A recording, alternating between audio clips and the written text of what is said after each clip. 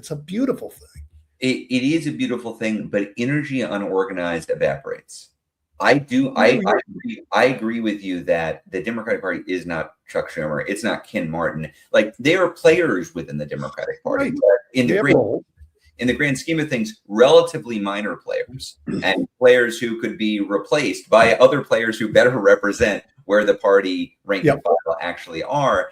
But the key thing here is, and this was the shift for Indivisible between the beginning of last year and the end of last year. At the beginning of last year, our orientation was, okay, this is our Democratic leadership. Let's work with them in order to encourage good strategic plays against the Trump regime. And after a year of banging our head against the wall on that, we came to the conclusion of, well, look, these guys are not going to get it. We've got to replace them. We've got to get into primaries and demand a better party. And that means organization. Because it's one thing to point a finger and say, Chuck Schumer, you should have done this, or Ken Martin, I don't like that you did that. Like, we can do that, but they're not the problem. Our lack of organization is the problem. The party reflects our efforts or our lack of effort. And so for anybody out there who is pissed off that the party isn't adopting that more fighter orientation, the more get shit done orientation, look, I agree with you. Who are you supporting this primary season? Name the 2 or 3 candidates who you've adopted, who you're going to get in, who represent that orientation you want to see. Because if you're not doing that, you're just complaining about it. And the Democratic Party will become what we demand of it, but demanding it requires actual organization. Unless you're a billionaire. If you're a billionaire, you can write some check and build whatever party you want. But we're not that. And I don't believe we get the party we want just through big money coming in and fixing things. I think we got to organize. I agree. And I see that organization. I mean, look, I live in Illinois. Illinois had a primary for the United States Senate, right? We had 3 candidates, all of them credibly progressive sort of candidates. I don't know about that, but the other 2, absolutely. Progressively sort of candidates. Yeah. I mean, broadly, they were Democrats, but in the Big Ten. One of them just was like focused on the money. Yeah. Just focused on the money, and it raised boatloads of money, and it didn't help.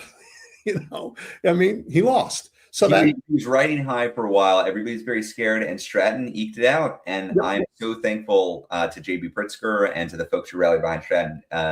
And she's going to be an incredible senator. She is going to be an incredible senator. And what an upgrade from Durbin, who was the quintessential let's make a deal Democrat, is being replaced by a real fighter. And I'm excited. And I want to defend Dick a little bit. In the era that he spent most of his career, he was a fabulous senator. But that era is gone.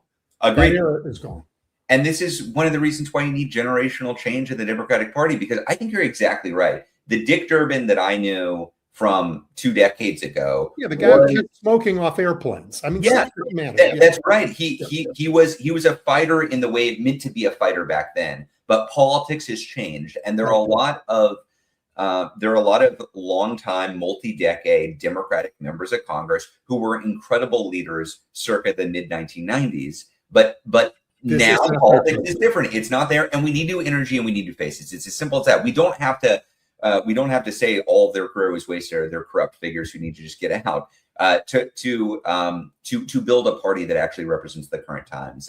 And I just to emphasize again, for folks who are listening who are like, yeah, I want that, but there's not a primary candidate in my state or in my area. That's okay. Go and find a couple around the country. We've got primaries this month in New York. Brad Lander and Daria Liza are running New York's 10, New York 13. Julie Gonzalez in Colorado is running. Later this summer, Peggy Flanagan is up against a Chuck Schumer-aligned candidate, Angie Craig in Minnesota. Peggy Flanagan's incredible, as she's been on the front lines of fighting against ICE in Minnesota. Her primary is up in August. Justin Pearson in Tennessee is up against a corporate Democrat in Tennessee. Definitely needs help.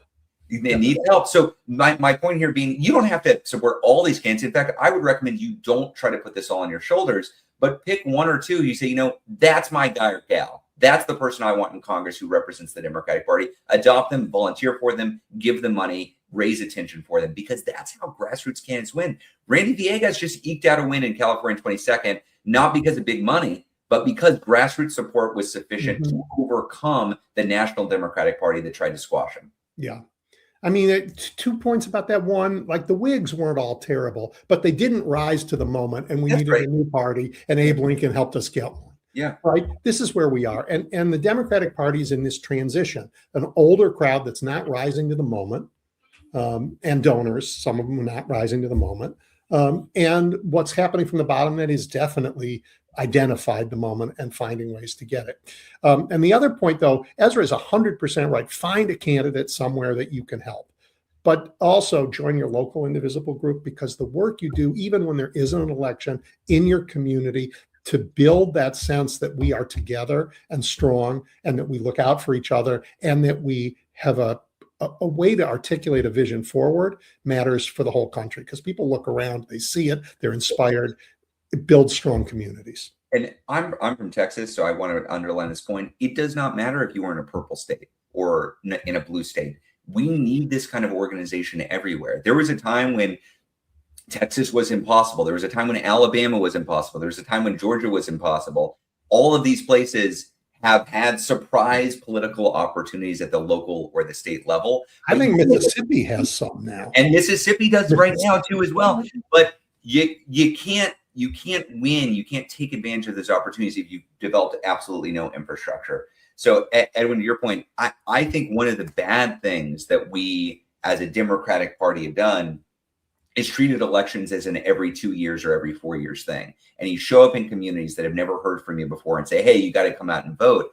And I just don't think that works. People reasonably view your outreach as cynical. If you want to win in these places that are currently red, if you want to take a red and turn it into purple, and take a purple and turn it into light blue, or take a light blue and turn it into a deep blue, you got to build year-round organization, which is not primarily about electing some candidate. It's actually about building community where people see you out there doing good works in the community. So when you come next October and say, hey, you should come out and vote, they're like, oh, I know that guy. I know that gal. We've been talking a while. They do mutual aid. They help in XYZ ways. So a special shout out to folks in rural and red areas who feel alone. I'll tell you, if you start an Indivisible group or join an Indivisible group, you're going to find a community of people. It doesn't matter how red or rural your community is. There are going to be people who agree with you and who are hungry for that community and want to join. I can't think of a better ending point, Ezra, than that one. So just to tell people one more time, if they're curious and don't know about Indivisible, which I can't believe, but there might be a few out there, what do they do?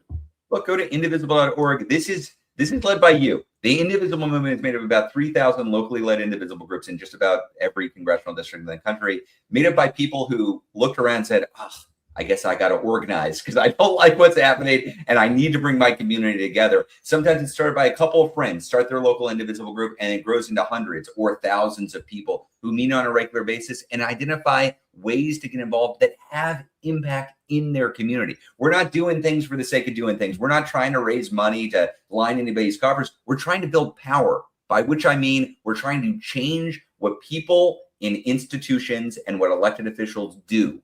And the way that we do that is by organizing locally, identifying where we have leverage, and pushing. You can be part of that. Anybody can be part of that. Go to indivisible.org, find a local group. If there's not one near you, start one with a friend and get moving.